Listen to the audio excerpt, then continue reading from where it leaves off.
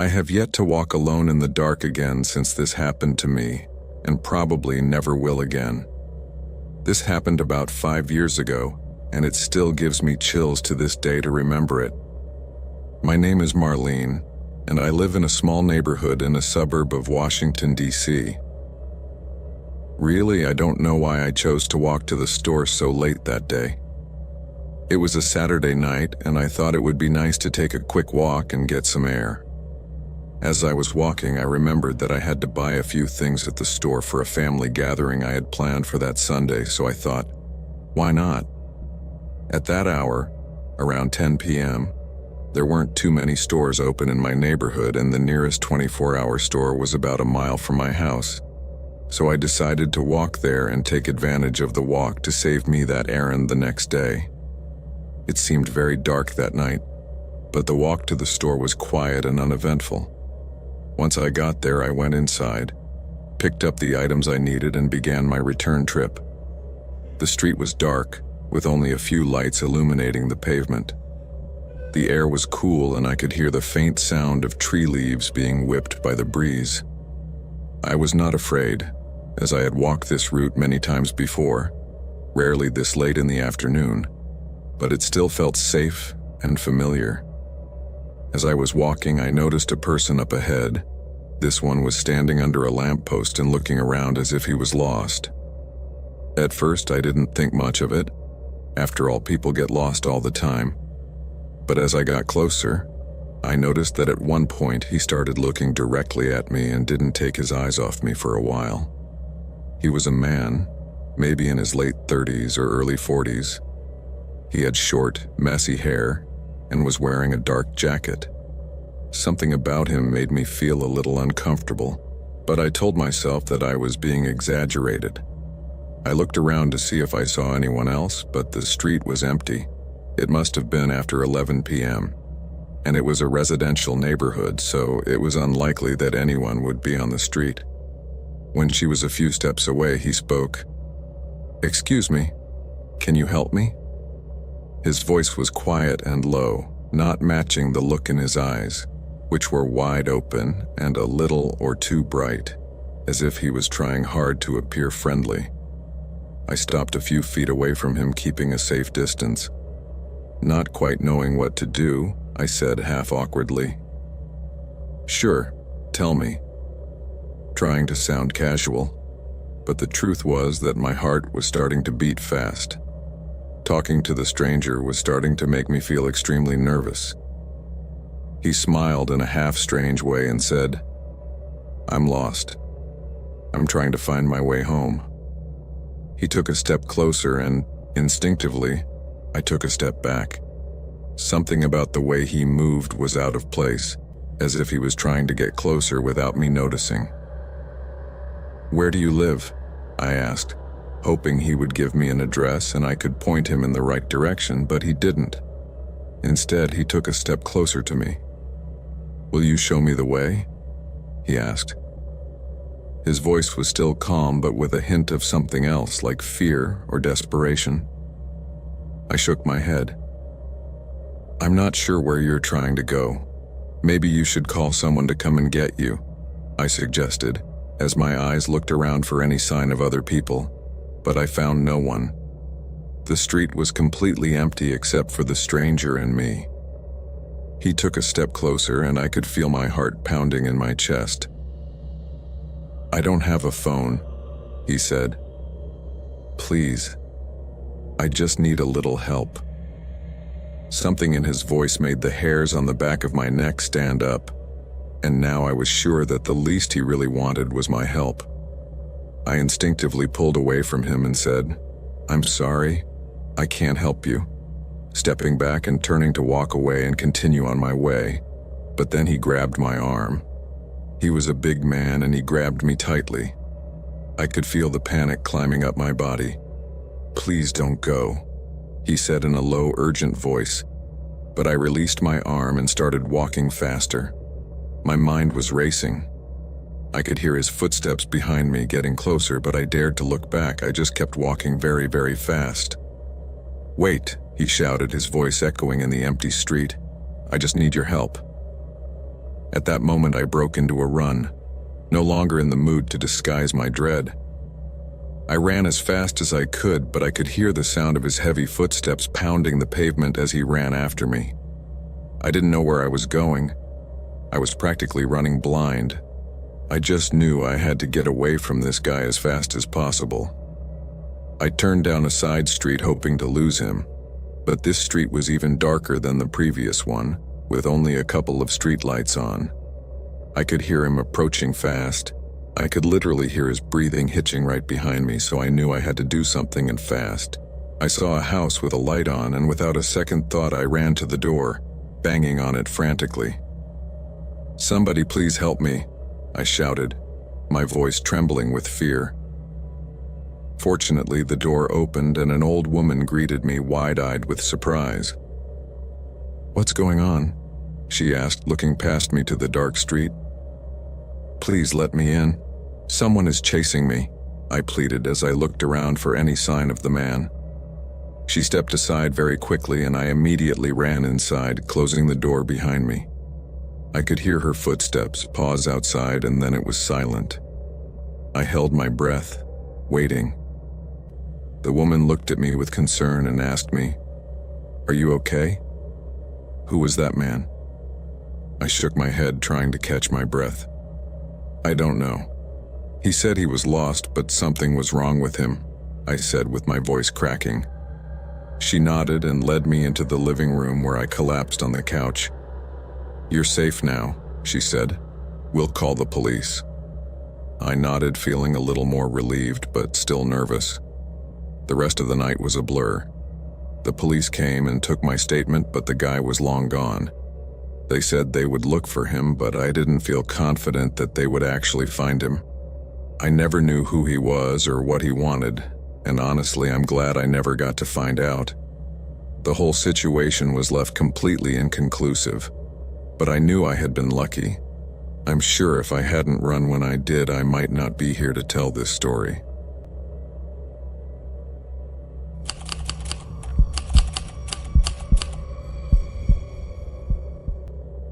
This may be something unusual that happened to me not too long ago when I was out walking at night trying to complete my steps. I'll explain. I have a wellness tracker, and I try to walk at least 10,000 steps a day. Occasionally I may increase that amount, but 10,000 steps is the standard. Most of the time I am able to complete this goal during the day, depending on what I am doing. But there are times when I am forced to go for a walk at night in order to complete it. I usually get there effortlessly, but sometimes I have to push myself a little harder. This story takes place on one of the days when I didn't have that many steps, even though it was nighttime, probably 9 p.m., and I had only completed about 5,000 steps. I went outside for a moment and realized that the weather was really nice, so I decided to go for a walk to complete my steps. At first I wasn't sure walking at that time of night was a good idea, but in the end I chose to do it. My house is in a beautiful but ordinary place, a quiet street in a neighborhood with a lot of houses. There are also many other streets similar to mine, and it's quite a big neighborhood, that's for sure. I left my house and started walking down the driveway towards my street.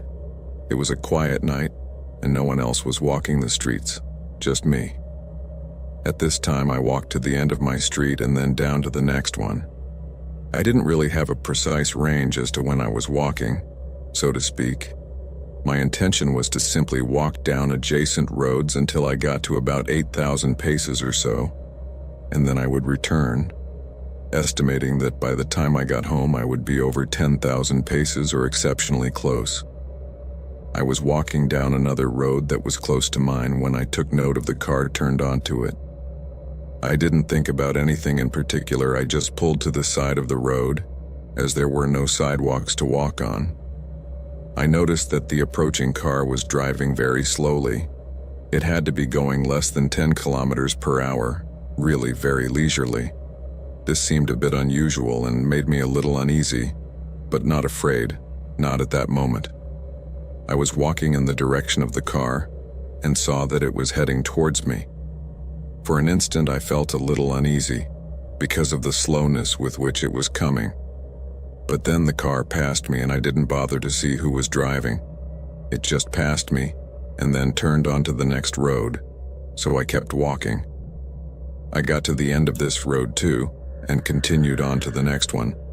But when I was almost halfway down the road, I saw the same car again, still driving gradually, but a little faster than the previous time. This time it was driving in the same direction as me. It came up behind me and passed me again. I didn't see who he was driving this time either, but it did cause me some curiosity, because now he was on a different street. Why would he be driving around the neighborhood? Was he looking for an address and not entering it? I ignored the issue again and walked up one more street until I reached my 8,000 paces, and at that point I chose to turn around and go back to my house. But as I was walking back, I saw the same car once again. It was strange as the lights were off and the car was driving in the same direction I was walking once again and was moving very slowly behind me. I was waiting for the car to pass me, but it did not. After a moment, I looked behind me and felt a certain shiver as I saw that the car was following me, driving at almost the same speed at which I was walking. It wasn't right behind me, but it was at a close distance. I was getting really nervous because this was suspicious. When I should have reached the end of the road, I turned onto the next one. The street where I live was just one street over from that one, but then I saw that the car took exactly the same route as me and continued behind me. Now I didn't know what to do. I started walking a little faster, and when I got a little further down that road with the car still following me, I turned around and looked at it. Then the car stopped too. I continued to stand there for a few moments and the car also stopped in the same place. Neither of us were moving. I still couldn't see who was driving that car, because it was dark and the car was a bit distant. Besides, it had the lights off, so I couldn't distinguish anyone at that moment. Suddenly, the car started backing up, but at some point, shortly after, it stopped, turned completely around and drove away. I didn't waste a moment and started walking quickly back to my house. I was anticipating that at any moment the car would pass me on the road and follow me again, but it didn't. I didn't know what his intention was, but I didn't know what his intention was. I didn't know what his intention was, but I didn't need to. I started my way back home trying to shorten the distance. This time, instead of walking, I started running. I don't like running, but I felt it was necessary, and because of that I made it home much faster than I would have if I had walked. I can't describe to you the feeling of relief I had when I finally entered the house and closed the door behind me. I couldn't help but wonder who was in that car, and what exactly was they doing. But the story doesn't end there. An hour after I returned home, I was casually walking towards my living room, when suddenly something caught my attention from the window. I walked over and noticed a car parked inside the covered parking lot. Its lights were off, but I recognized it immediately anyway. It was the same car that had been following me earlier. What was that car doing parked in my house, and how the hell did it know where I lived? The car was right there, inside the garage. I couldn't tell if anyone was inside or not. I really hoped not. But just seeing that car parked in my garage was enough. It was absolutely creepy. I walked to the switch in the living room and turned on the lights outside the driveway. And less than 10 seconds later, I heard the car's engine start, and even with the lights off, it drove out of my garage and disappeared down the street. I was happy it was gone, but I was afraid it would come back, so I checked the window a few more times that night, but the car never returned. However, since that night, I have never gone for another walk at that time, and fortunately, I have never seen the car again either. I have asked myself a lot of questions about it. Who was driving the car and why was it chasing me? How did it know where I lived and why did they pull into my driveway? I don't have any of these answers, but I'm glad I never ran into this car again.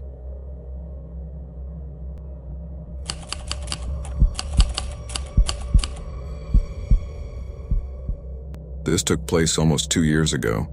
I was 26 years old then and visiting Washington. It was a vacation of sorts. as I was visiting my then fiancée, who we'll call Elena for the sake of this story. She had just passed a bachelor's degree in college, and I traveled from Florida to attend her promotion. However, because her entire family would be attending the event, she asked me to come a week early so we could spend some time alone together. So I said why not, and booked a flight that would arrive exactly a week before the rest of her family. I booked a hotel room for the occasion, and she stayed with me during this time at the hotel. Eventually, we decided we wanted to get out and explore some of the nearby historic sites Washington has to offer. I had never been there, of course, so the idea piqued my interest right away. We called an Uber to pick us up, and once we arrived at our destination, we spent about 4 hours walking around and seeing all the sights, from the Lincoln Memorial to the Washington Monument. Congress was a very fun and exciting experience for me, as I had missed going on a school trip in high school to visit them. Elena at the time seemed to really enjoy my interest in them and made a couple of jokes during the tour, but we really had a great time. After we finally decided we had had enough walking and were ready to head back to the hotel, we used the Uber app again to request a ride. We had used it before to get there and had no problems, so we decided to use it again for the return trip. Elena made the request on her phone while I sat under a shade and waited. I was pretty tired from all the walking we had done, and could feel that I was ready to go back to the hotel for a long nap. Finally, after about 10 minutes of waiting, a car pulled up in front of us. Sarah mentioned to me that this must be our Uber, so I stood up and followed her to the car. She opened the back door and got in, asking the driver, "Hey, are you our Uber?" The driver nodded his head without saying anything, and then I followed her to the car, closing the door behind me. As I look back, I realize how foolish we were, as we should have asked for the driver's name and verified it on the app. But in my defense, I didn't have access to any of this myself, as Elena was the one who had made the request on her phone, so none of these concerns occurred to me at the time.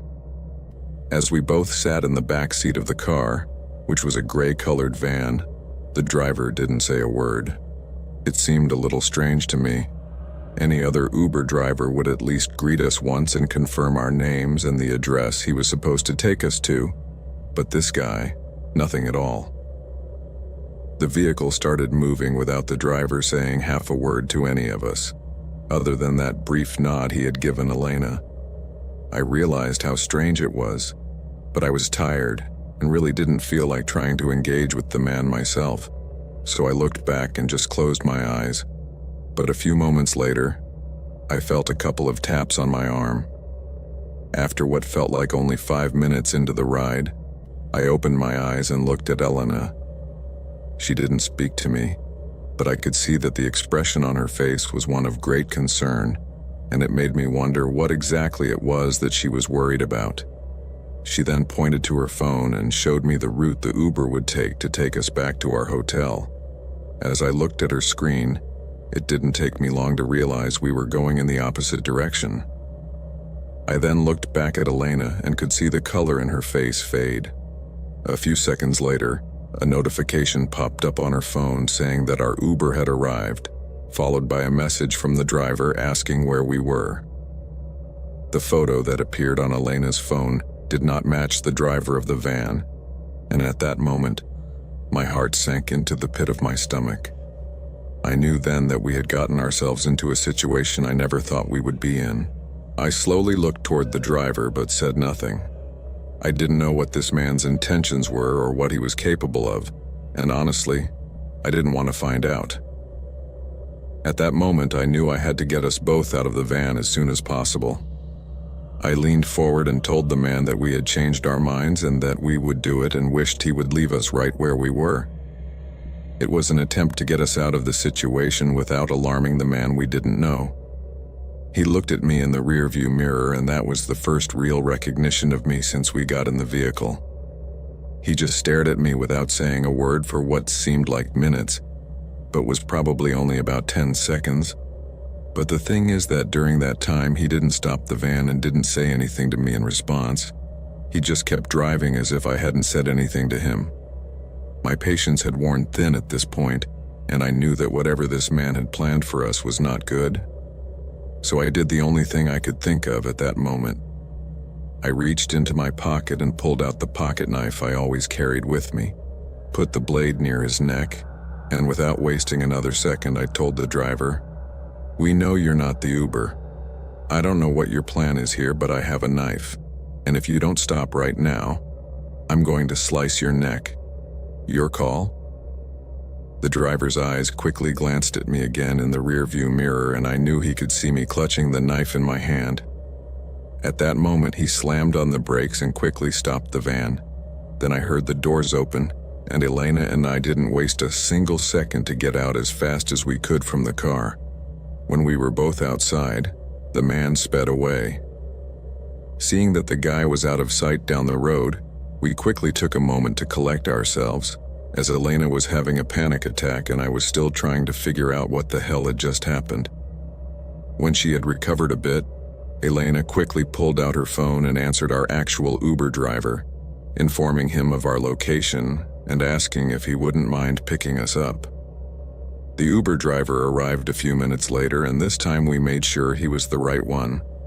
We told him everything that had happened, and then he informed us of something that made the blood in my veins turn to ice. He told us that recently there had been multiple instances where people were impersonating Uber drivers in that area, as it was easy to find many tourists around there who wouldn't think twice about getting into a car thinking it was an Uber or Lyft. The guy told us that we were very lucky to have gotten out of that car, as in several of the cases people had disappeared and it was still not very clear what fate they would have suffered. Elena and I looked at each other, understanding how close we were to having been victims of who knows what kind of criminal. Our Uber dropped us off at the hotel, and we quickly reported this incident to the local police. We gave them the description of the unknown driver and the van he was driving. The police told us they would call us when they had more information, but we never heard back from them, so I guess the man was never caught or found. That worries me because he could still be out there doing this to other people.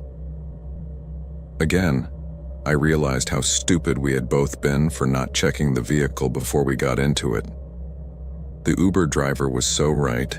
We were really lucky to get out of that situation unscathed.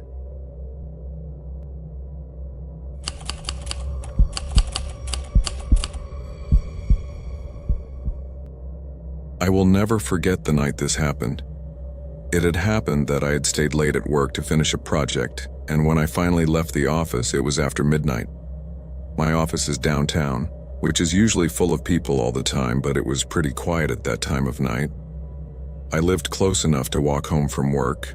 It was about a 15-minute walk, so I decided to walk, so I could also stretch my legs a bit, as I had many hours of sitting. Fortunately, that night the weather was cool and the streets were clear, which was also a bit unusual, probably because it was a Tuesday. The streets were so empty that the only sound that accompanied me was that of the wind blowing and the occasional passing car. As I started my walk home, I felt a little uneasy about such stillness, but I thought I was being paranoid and shrugged it off, thinking it was just my imagination. I had always been a little nervous, especially after watching horror movies the previous weekend. At that time, I watched The Conjuring with some friends, so I thought it was just residual fear. I kept walking, trying to concentrate on getting home. The streetlights were not very bright, which made the night seem even darker than usual. I passed by the closed stores, and it felt a little creepy to see their dark windows. I was used to walking around this place in the daylight when these streets are full of life and the bustle is almost deafening, but at night it's something very different. I told myself to stay calm, that there was nothing to fear. But 10 minutes into my walk, as I was entering my neighborhood, I noticed a car driving slowly behind me. I didn't think much of it at the time, as this is a quiet neighborhood, and sometimes people drive slowly when they are looking for an address. But this was somewhat unusual, as while I kept walking, the car continued to follow me at the same slow pace.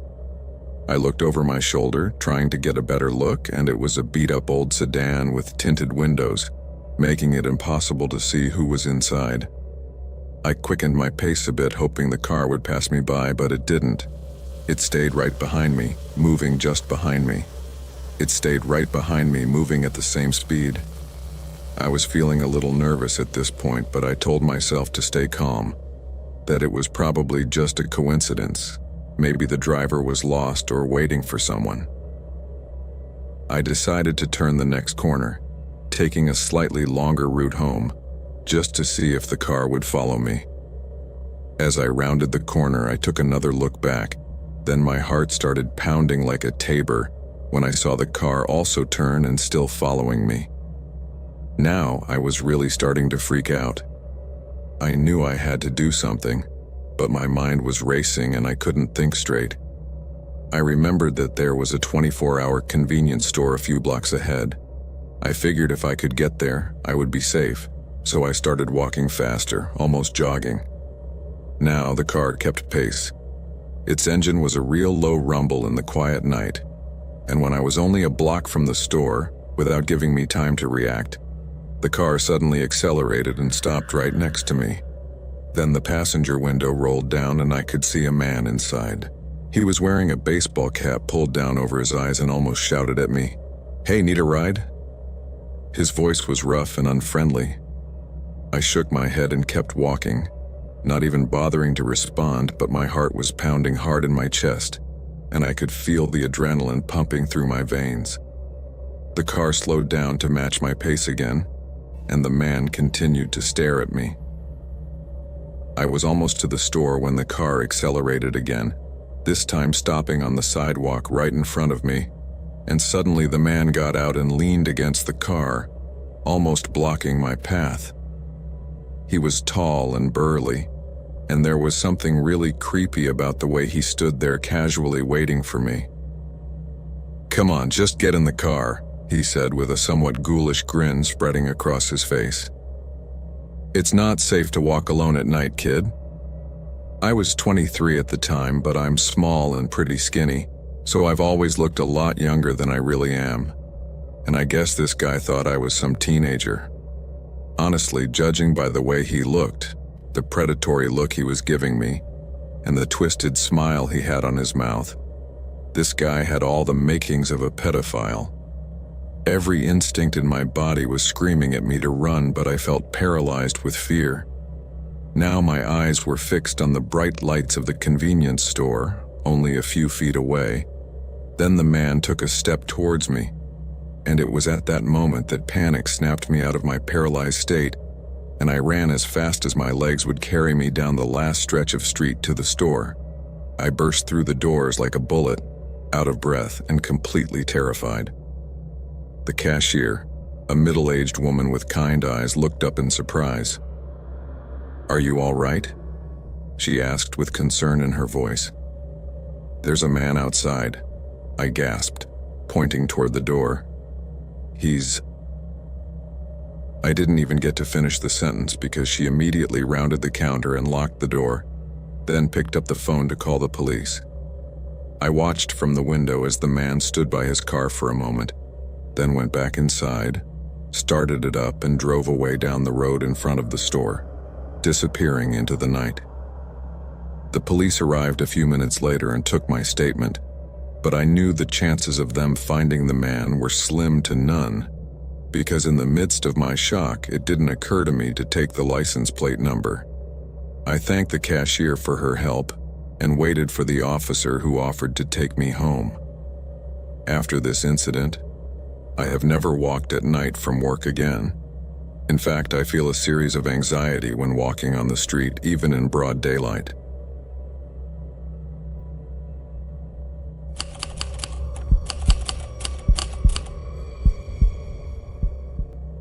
I walk in city parks all the time.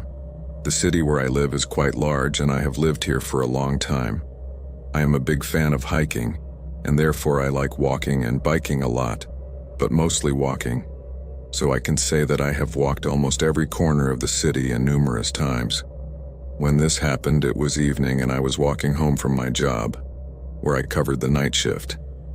I had bought my takeout dinner at a 24-hour restaurant that was close to where I work. which was only 10 minutes from my loft. Since it was nighttime, things were reasonably quiet on the streets. There were still a decent amount of other people out, but I chose to walk an easy route through one of the parks that was nearby. The parks were almost continuously much quieter when it was dark. However, this was a route I didn't use to take very often, but that day I was really in a hurry to get home. As expected, on the way through the park, there were lots and lots of trees. It was a small forest along a good stretch and some open grassy areas, seating and tables scattered in various places. I would possibly have an 8 or 10 minute walk through the park, and except for a couple of girls I saw walking towards the exit a moment ago, the place seemed to be completely deserted. That's why I felt quite uneasy when suddenly I started to hear a sound like footsteps, but of someone, but rather of many people or something very big, as it was like rustling of branches and leaves. There was an expanse of thick forest on both sides of the road at that moment, and it sounded as if a huge creature was right inside it. I thought it could be some animal that was inside the thick forest, or even a group of animals, i.e., like monkeys or something. But this was unusual, since first of all, there must have been a lot of them, and as far as I knew, these are not that active at night. However, it could also be people. But the thing is that this sounded like a lot of feet had moved in the forest, but not at a very close distance, but a little deeper. I looked up and saw some clearings and the branches moving, but I didn't see who or what had caused the commotion at all. I kept walking and pondered what that could be. It didn't seem normal for a huge creature to be in this section of the forest, although I tried to calm myself by thinking that maybe it was all a product of the wind. I kept walking, but now picking up the pace a bit. I really wanted to get out of that section of the forest fast, but about 2 or 3 minutes later I started to hear footsteps behind me. This could be heard about 100 feet away, but the more I listened, the closer they seemed to get. I turned to see who it was, but I couldn't see anyone, as it was quite dark, and this person was coming from a distance where I still couldn't make them out of the trees. However, I began to feel really worried when I started to hear footsteps approaching rapidly, as if whoever was on the path behind me had sped up the pace to catch up with me. And these were heavy and loud footsteps, like the footsteps of a man in boots. I quickly looked over my shoulder to see who was there, and although I still could not make out well, I could corroborate that it was a man. This was a rather tall, shouldered man who walked looking down and seemed to be wearing a long coat. But what really alarmed me is that I could now tell he was about 50 feet behind and continuing to approach. At that moment, I knew I had to speed up El Paso even more, as I still had quite a way to go to get out of the park. The good thing is that just across the street from the next exit of the park, there was a bus stop that was quite busy and almost always full of people at all hours. I started walking even faster, almost to the point of jogging, but then I noticed that the person behind me also picked up the pace and was now only about 30 feet behind me. I realized that this was not casual at all. This person had actually been following me and was getting closer and closer to me. I had no idea what his intention was, but I was absolutely sure that it would be no good. So I stopped stalling and started running, and guess what? He started running too. As I told you, the man was quite tall, so with every stride he was getting closer and closer, no matter how fast he was running. At one point I looked back again to check how far away he was, as I could hear his footsteps very close to me. Then I realized that he was now only about 10 to 15 feet away, but fortunately I was already at the final stretch of the park and could see the exit right in front of me. At that point I was really exhausted, but the adrenaline helped me reach the exit before the man reached me. Once I got out of the park, I kept running to the bus stop where there were about 4 or 5 people, and only there I stopped for a second to breathe. It was then when I looked towards the entrance of the forest and I could see the man coming out of there looking directly in my direction. For an instant, we made eye contact and held each other's gaze for several seconds. His expression was like that of a hunter who had just missed his prey. I was still not quite out of his reach, but I was on the other side of the street, so if he wanted to chase me again, I would have a chance to run and get lost between the buildings. At that moment, the man looked behind him, and it was then when I could see a group of people coming out of the forest at a trot, and I realized that these were the footsteps I had been hearing when I was halfway through the tour. What I did not understand very well was where this man had come from, if he had been following me specifically or was simply in the middle of the park waiting for a victim to pass. Because if I was sure of something, is that this guy did not have any good intentions. As I watched these people leave the park, the man looked both ways, but instead of crossing the street, he walked down the street on his side of the sidewalk, and I didn't take my eyes off him until he was lost down the road. After that, all I wanted was to get to the safety of my loft as quickly as possible, so I decided to jog there, and as soon as I got there, I locked doors and windows. I couldn't believe I was about to be trapped by a weirdo. I never knew who that man was, or what his intentions really were. But that was the last time I walked home from work at night, and it was also the last time I encountered that guy.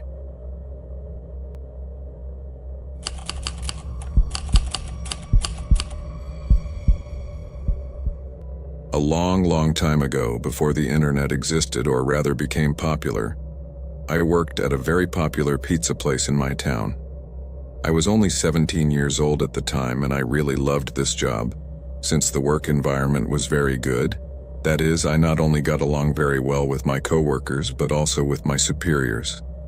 During my shift, there was a waitress my age who was really cute and charming. Her name was Brittany, and just like me, this was her first job, and she was a senior in high school. We both worked the night shift, but she didn't have a car or a bike, so she mostly walked to work, and other times, some other coworkers would give her a ride home after her shift was over. We usually worked from 6 p.m. until the pizzeria closed around 10 p.m., leaving usually around 11 p.m. after cleaning up. Often, I would walk her home on the nights she wasn't biking to work, but sometimes she would even hitchhike home if no one could give her a ride. She was quite fearless, but she always had pepper spray and a small knife in her purse just in case. On a busy Friday night, we finished the post-shift cleanup around midnight. We were the only two left on the premises, other than the owner, who was in the office counting cash drawers and cataloging sales receipts. Remember, this was before computers, so this had to be done with an adding machine and pencils. I rode my bike that day as the weather was very nice outside for the first time in weeks. The owner said she would take Bryony if I waited until the bookkeeping was done. This would be about an hour or so, but Britt decided not to wait and said she would just take a ride home. We both tried to talk her out of that, and I told her that I couldn't even get her a ride in an hour anyway, but she just laughed and said, "Hey, I'm a pretty girl with great legs, someone is going to stop, but you know I have a defense kit, so no one better try to be smart about it." Honestly, I don't think her knife would have cut an apple, but it was something, and the pepper spray she used would at least be effective. I walked her outside and we talked for a while in the parking lot. She joked about sitting on the handlebars of my bike and saying she could ride it home. Of course, that wasn't an option, so we both laughed. I offered to stay with her until she got a ride, but she said, no thanks, and that no one would stop if they saw her with a guy on a bike, as it would have made them suspect we were up to something, so we said goodbye and went in separate directions.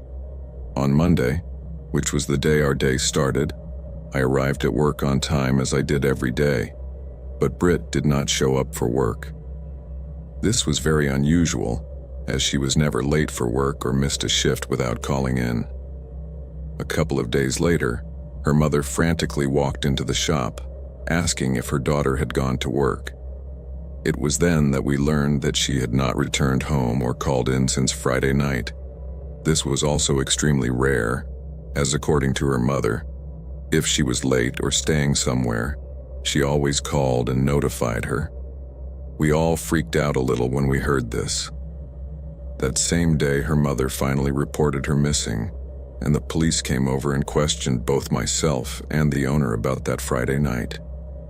The fact that the owner was a middle-aged woman and me being a goofy 17-year-old kid didn't place us much as possible suspects or even persons of interest. After the police left, the taunting began.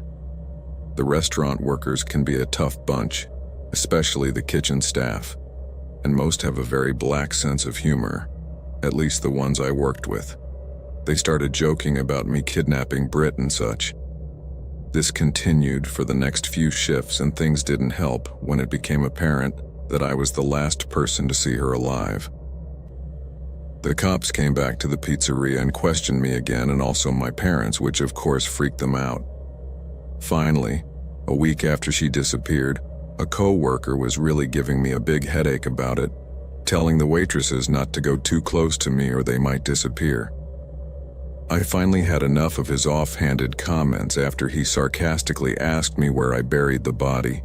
There I exploded and shot back at him, saying the first thing that came to mind: "At the bottom of the damn lake, do you want to join her?" Everyone who heard this exclaimed in unison a big "ooh." Yeah, I put her on the damn handlebars, rode up to the dam and threw her in there. Now shut up and leave me alone. At that point, the manager came out and scolded us both for acting like stupid kids, in her verbatim words. That calmed everyone down. He ended up calling me out on a few adjectives under his breath, and we finally went back to our duty. 2 days later, we learned that Brittany's body washed up in the reservoir. She had been sexually assaulted and stabbed to death. Her body was tied to a rock and for that reason had not surfaced. Needless to say, the cops were much more interested in me now, after that sarcastic comment in the restaurant, where I unknowingly predicted almost exactly how she was killed. The cops had my parents take me to the station and questioned me again without a lawyer present. Back then, unless an arrest was imminent, a minor could be questioned without one, as long as a parent was there. Since the dam was a good 20-minute drive from the restaurant, I was eliminated as a suspect. They made an arrest shortly thereafter, a man they had suspected in a similar incident the year before. The guy confessed to both murders in exchange for a life sentence. Obviously, there was no connection between me and him, but I still felt terrible when I went to Brittany's memorial. I remember just sitting in the back in silence. At that point, word had gotten out about my morbid joke, which turned out to be true. I did not attend the burial service. I didn't want to upset his family.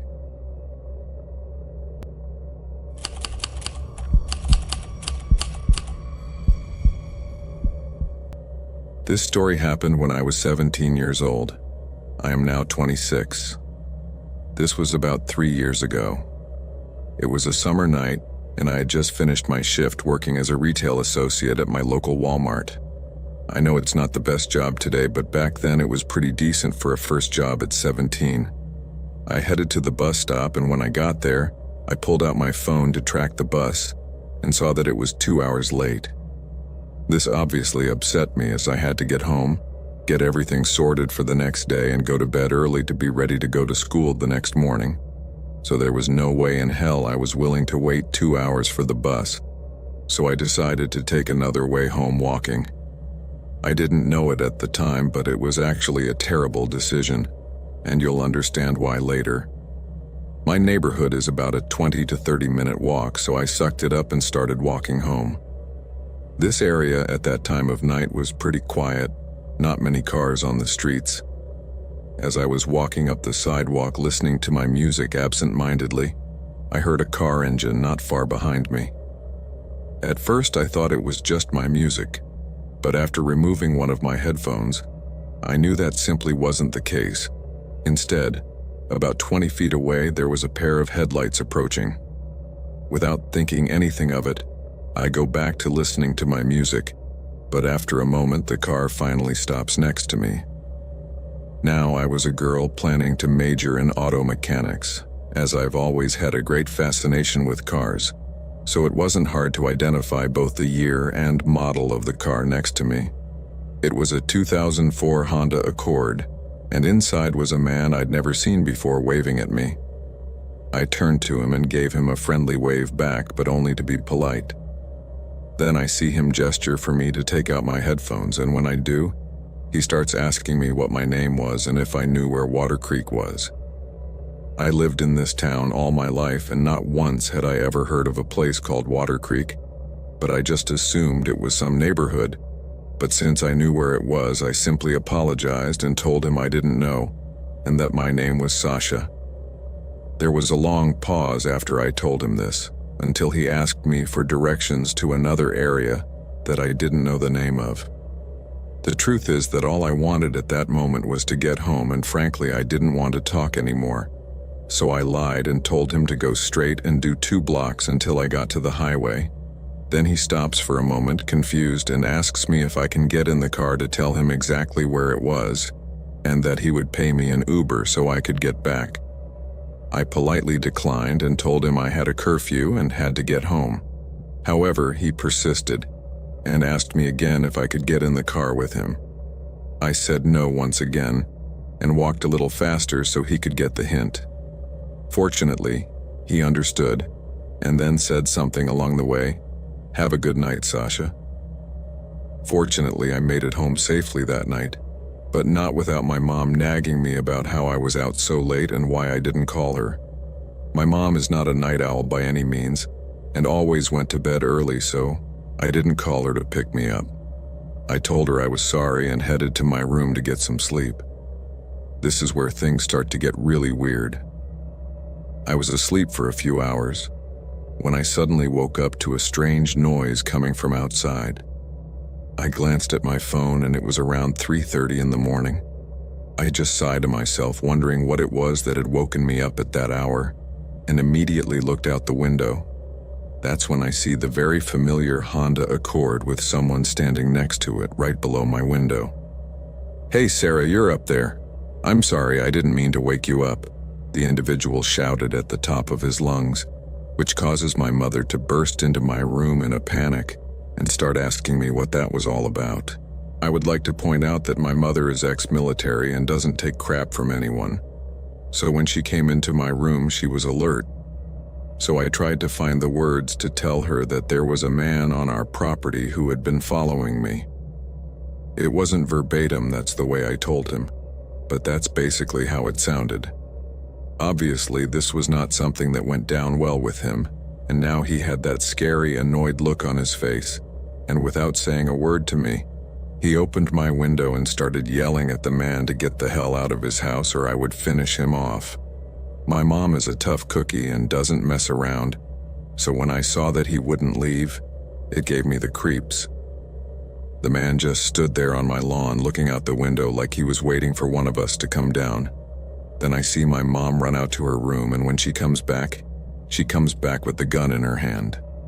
She pulled me away from the window, opened it, and without hesitation started pointing the gun directly at the man, at the same time telling him that she is going to count to 3 and warning him that he better get the hell out before the count is over. 1, 2, and before Mom pronounced the number 3, the guy, probably understanding that she was not playing, jumped in the car in a jiffy and drove burning tires out of the house.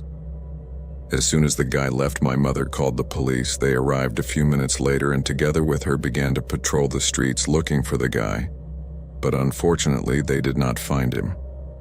It wasn't until a few days later when we received the news that a girl a little older than me had disappeared in the area and was found dead in a field almost 5 miles from where she was last seen. The local media reported the news, and when we saw the person responsible, I almost threw up. Yes, you guessed it, it was the same person who tried to lure me into his car, the same person who was at my house that night. Fortunately, he was arrested and sentenced to 15 years in prison. Some say he had a $100,000 bond in his name that his family ended up paying, but that has not been confirmed or denied. I sincerely hope he's still locked up in prison, and if he's not, I hope he's suffering in some way. It's the least a monster like that deserves.